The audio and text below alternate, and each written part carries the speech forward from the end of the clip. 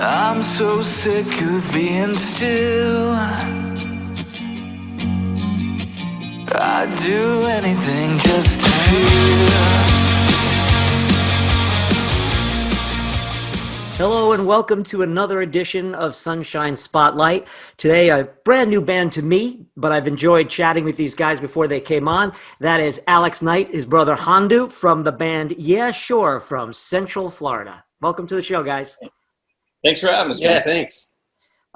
We should mention these guys are a fantastic power pop punk style band from the 1990s. They love that kind of style. They certainly have embraced it. We'll play a great video for them from them later on in the show. But just to get started at the top, Alex, you two guys are originally from Alabama. Then you ended up in Central Florida. You're in this rock and roll. Tell me about like how that journey went.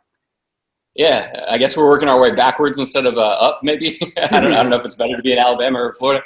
But, yeah, actually 3 of us in the band are from Alabama. Our guitar player, Chris, he grew up across the street from us as well. And then our other guitarist, Jerry, is actually from Port St. Lucie down here. But, yeah, we grew up in just outside of Huntsville, which is like an engineering aerospace town and all that stuff. So, you know, we just were like, we need to get the hell out of here, and started playing music and, DIY punk shows and all that stuff, and led to a little bit of touring in some old bands that we were in. And, Hondu moved down here first, and the rest of us kind of all followed just to get us out of Alabama. And then we kind of circled back and started playing music together, and now we've been doing it for a while and just really enjoying it. We've been friends like this whole time, so. And Hondu, you're the drummer in the band, correct? Yeah, yep. Now, the one thing I love about, and maybe you could take this one, Hondu, the one thing I love about you guys is you're unabashed in your love of that style of music, that period. I think in your bio it says that, one of your dreams was to have Beavis and Butthead, mock you guys on MTV. So you embrace that, which I love. You're not doing it and then saying, well, no, we're this and that, and I just love that. You have a great sense of humor. Where does that all come from? Were you guys seeped in a lot of pop culture from that period? Yeah, I mean, we grew up on a lot of 90s stuff. I know, for instance, well, this isn't the 90s, but he's probably the biggest Beatles fan I've ever come across in my life. But then, so I think that's kind of where we get like the psychedelic harmonies and like some of that old vintagey look is we love stuff that looks like that. And then, we all have our own styles with 90s music.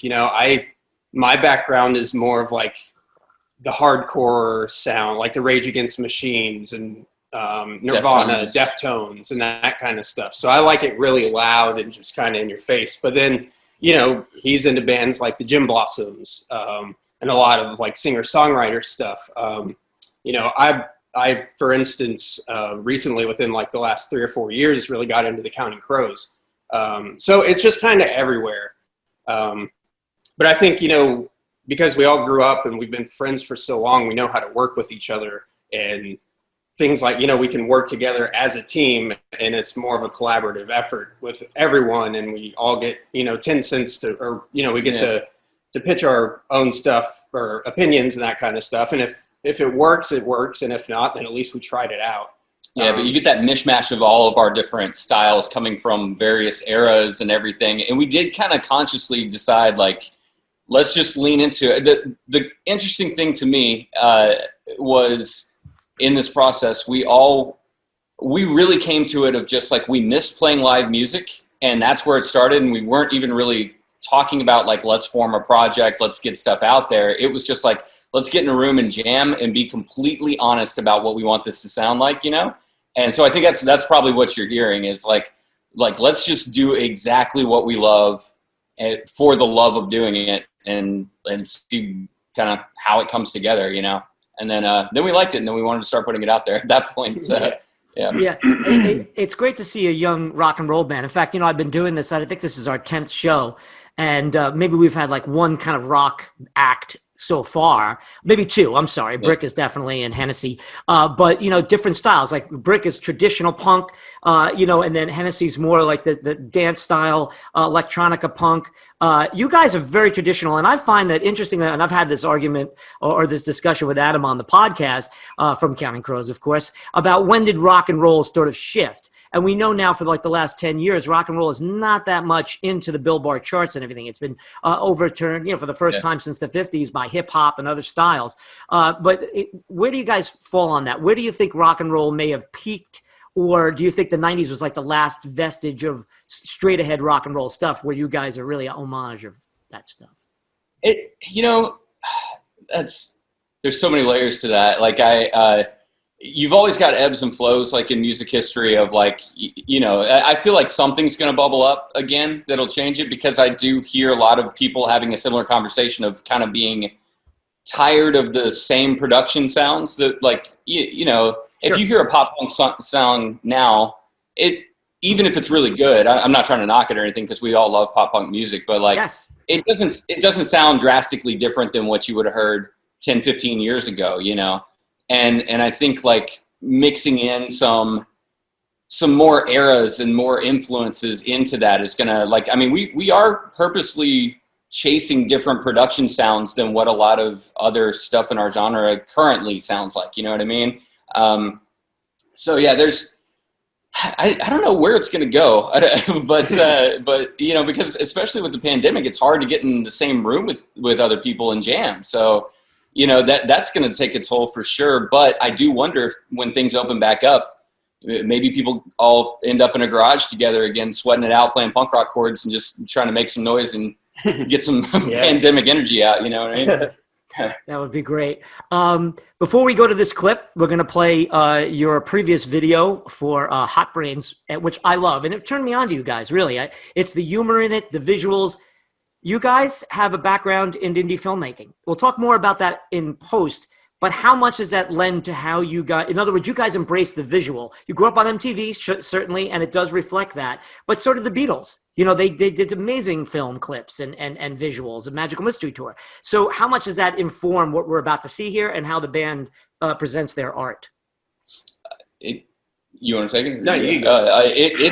It is certainly important. Like the aesthetics of everything is just like you said. We'll talk about the indie filmmaking stuff, but we just found that visually, I know this for Chris, our guitar player. He is extremely visually minded, and aesthetics are very important to him. And we just like wanted to carry it through. We wanted to evoke that mixture of nostalgia, but also like trying to inject it with some modern, feelings and everything too. And we just really wanted the sound to match the look, and it was all thoughtful and deliberate, and it's fun. It's just fun to we have a lot of fun, I think, playing with those aesthetics and emotions, like in the visuals. It allows us to tell stories that aren't necessarily maybe coming out in the lyrics, but that tie in to the same topics, Yeah, great use in this video of vintage footage, black and white stuff from the 50s, 60s, and the TV, which, if you'll notice when you're watching it, has Yeah Sure as the manufacturer, which I love. Yeah. Anyway, here is Yeah Sure with Hot Brains, and then we'll talk more about their indie filmmaking stuff, and some new music coming out of these guys right after this. Let's check it out.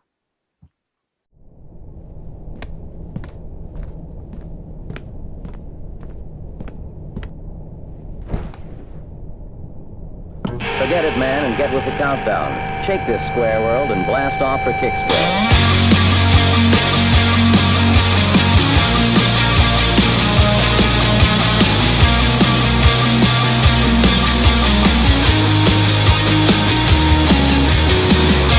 I let it fester for too long. I let it permeate into my blood and soak into my soul.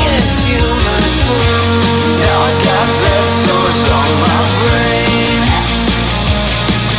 Kept waiting on someone to flip me over and finally let them drain. I'm so sick of being still. I'd do anything just to feel.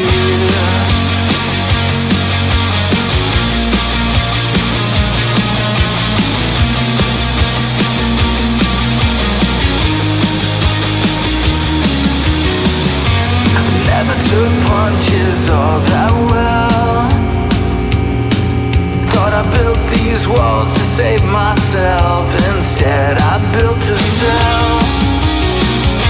Now I got a fever in my brain. Boy, it's so hot, gonna burn to death if I don't let off some steam.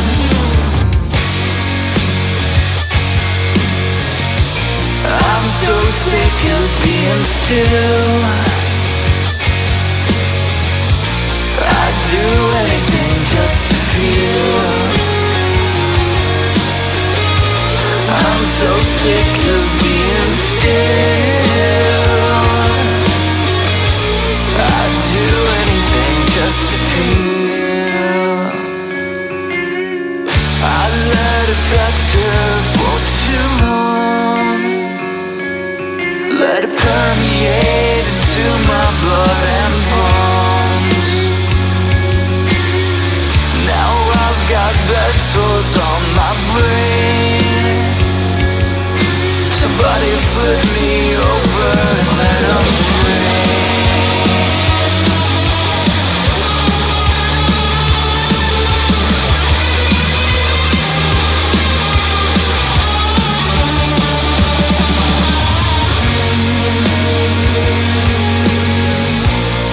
So sick of being still. I'd do anything just to feel. I'm so sick of being still. I'd do anything just to feel.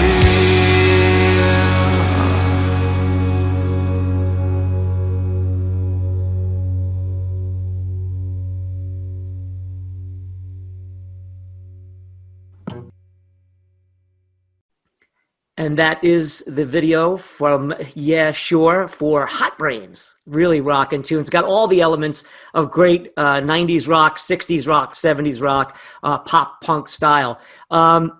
Okay, so before we went to break, we talked about your guys' indie film chops. Do you guys have, have you guys tried to do small films, things like that, outside the rock and roll genre?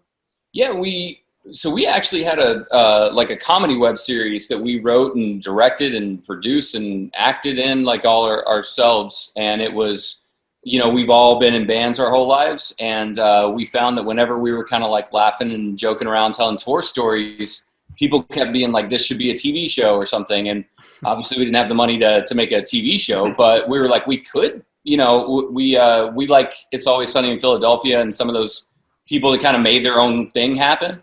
And so, yeah, we made this comedy web series, and then raised some money from that and shot a pilot based on the same concept and stuff. And so, we've been in some film festivals in Florida and put some of those episodes up and stuff.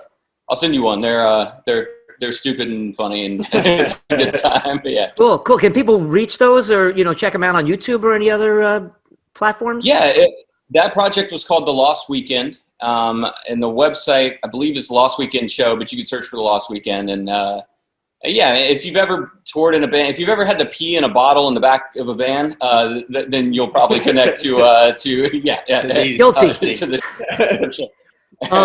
as a member of a band and also as a reporter. Okay, so Hondo, I wanted to ask you.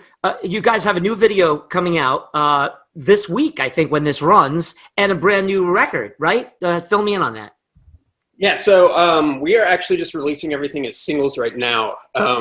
So we do have a new song coming out this coming Friday, which is the 29th. But the reason we wanted to release everything as singles is because we wanted them to each have a music video as well. Because, again, we love just making music videos and just giving, we feel like one song could be a complete package of a music video, a song that we produced and everything, because we're doing everything ourselves, which is kind of, we took the experience of being in bands together and, growing up with the kind of DIY punk rock, mentality. So, during this pandemic, we, so far we shot 2 videos and recorded 2 songs, and we've done it all on our own. In separate houses for the most part, too, which has been crazy. Pretty much staying completely quarantined, which, it's been tough, but again, what are we going to do? So we didn't want to become like stagnant, and we wanted to make sure we keep pressing forward. So with the new song, you want to talk about that one? Yeah, so we've got a new single called Hello There that's coming out, and this one we're really proud of the video for because it really was like, with the video that you just saw, the constraints of the pandemic are what directly led to that video. We're like, we can't be in the same room together, breathing on each other and spraying our molecules everywhere, so we're like, what do we do? And that's what led us into the archival footage. And then we had the idea to put ourselves on the TV screen and all that. So it kind of stemmed from that. Then we were like, okay, we can't do the same thing again. Can we get out in like a socially distant manner? And so like, you'll notice like, as you kind of watch the video, very rarely are we all in the same scene. And when we are, it's outdoors and we try to stay spread out and stuff, but you wouldn't notice it unless you're paying attention for it. Right. And then I'm sorry, that's my dog. What's his name? But yeah, that was Sarge. He is Chasing squirrels. Policing the neighborhood, I guess, Go Sarge. All right, go ahead, please. But yeah, man, it was just like, we carried that whole, like, how do we make something in this weird situation and not let it like negatively impact the outcome. We really wanted it. We kind of thrive on the constraints, I think. And so, like you said, we're doing singles ourselves, self-producing all the music. I think literally the only outside help that we had for the song or video for Hello There is that it was filmed by our friend Jeff Mitchell, who's got a great eye for shots and stuff. So, and then we just got more music in the works coming from there. Well, I wish you guys nothing but the best. I mean, it is tough enough to be an artist. It's funny, for a writer, quarantines work out well, apparently, because if I can't go anywhere and I can't spend any money and I can't do podcasts, I can't go in the city to see bands, I had more time to write. And but for a lot of artists that need to have that audience, which I've always been jealous of as a writer because we have a very isolating craft, you need that feedback. You need to be able to play with other bands, open for other bands, have bands open with you, tour. Do you, before we finish up, you fashion any guess on how you'll be able to move forward? In your discussion with other artists and other musicians, do you think like by the end of this year we might have some version of back to normal? I guess it depends on the vaccines and stuff, but just a final word on what you guys think as a rock and roll band, where you're going to be in, say, September or November. Man, do you know? I would like to think, we would be maybe with the vaccines, we can all be in the same room. Yeah. I wonder like what the rules with live music coming back are going to be. Is it going to be super low cap rooms? Yeah. Things like that. But, with the vaccine rollout, who knows where we'll be in a couple of months, but hopefully it's from here on out, we hope it's on the up. Yeah. I learned I kind of don't want to be in the same room as some of these assholes. So like, I'm okay. Like keep my distance, but no, I mean, it's a luxury of the internet age. Zoom has kept things at least functioning somewhat, but I think we're going to enter into a world of like this weird combination of what we're seeing happening online, and then the bubbling up of virtual reality and augmented reality.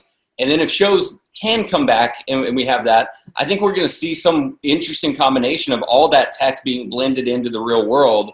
And who knows, maybe on a positive note, maybe these live shows will look like way fucking cooler because we're going to be incorporating, some augmented reality version of like, of the 60s archive footage that we used in Hot Brains will be like playing around you in the audience or something.